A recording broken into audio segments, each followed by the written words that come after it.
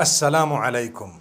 Each time I write inshaAllah in English, people comment saying you must separate these three words inshaAllah and you must not write it together because it has a bad meaning. It means create Allah, and someone said this and someone said that and it's wrong and you cannot. Okay, let me explain. It's not like we don't know how to spell it. If you are writing inshaAllah, which means if Allah wills, okay, in the Arabic language, if you're writing it in the Arabic language, the correct way of writing it is three separate words. inshaAllah. So inshaAllah. And when you're saying it, you say inshaAllah. Okay? So I'm writing it in the Arabic language. The correct way of writing it is three separate words. inshaAllah in the Arabic language. In any other language, if I am saying if Allah wills in English, I should write if space ALLAH space WILLS. That's if Allah wills. Those are three separate words. But if I am doing what is known as a transliteration, which means it's Arabic, but I'm just writing it in another language for people to read it, I can write it anyhow, completely, for as long as it is readable to the people, legible, they can see it, they can read it. If you look at, the Malay language, they write insyaAllah, the SYA. They pronounce the SY the way we pronounce SH.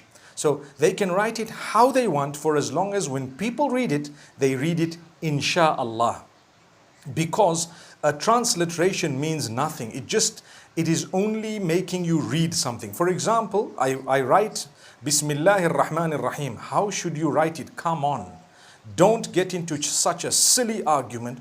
You can write BISM. You don't need to write B space ISM space ALLAH space.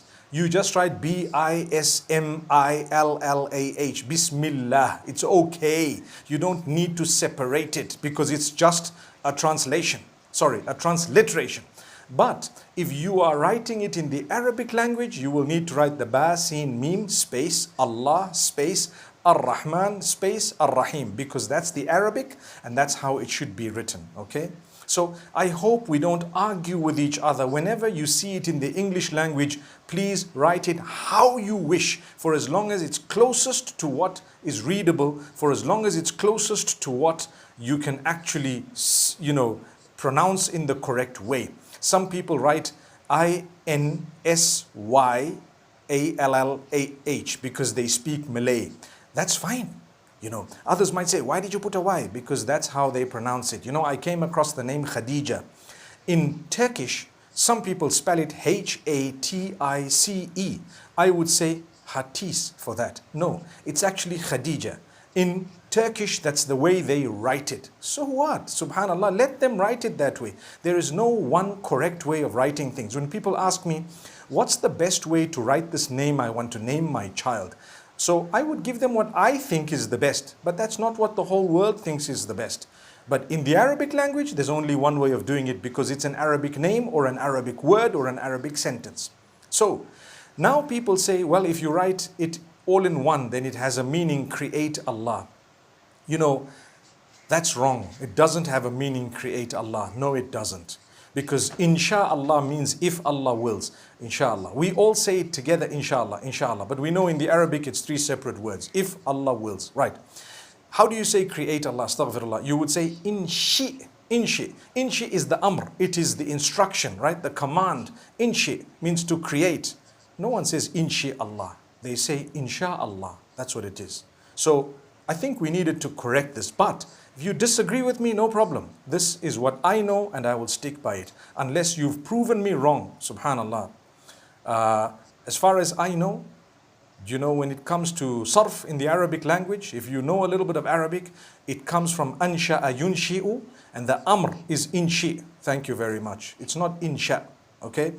So may Allah make it easy for all of us. I think we should stop arguing about these things. And please, if you're writing it in Arabic, try and write it three separate words. And if you've written insha'a in one and Allah the next, although it's a mistake, but everyone knows what it means. Linguistically, it may be wrong, but it's not like kufr or something. Okay? Scholars have spoken about it to say if someone writes it this way, well, it's not kufr, and it's not something that's a serious blunder, a major sin or something. It's not even a minor sin. It's just not the best way or the most correct way of writing it from the rules of the Arabic language. But if you are writing it in another language, transliterating it from the Arabic, please write it however you feel it would be readable most accurately. May Allah make it easy. I spell it one word, INSHA, and then a capital ALLAH, all in one. So inshaAllah, that's how I write it. And I know it means if Allah wills. May Allah bless you all. I hope we've nailed a little nail on that coffin. May Allah subhanahu wa ta'ala grant us ease. I remember yesterday saying we don't use coffins, we use kafan. So inshallah, I hope we've enshrouded this matter in a beautiful way. Assalamu alaikum wa rahmatullahi wa barakatuh.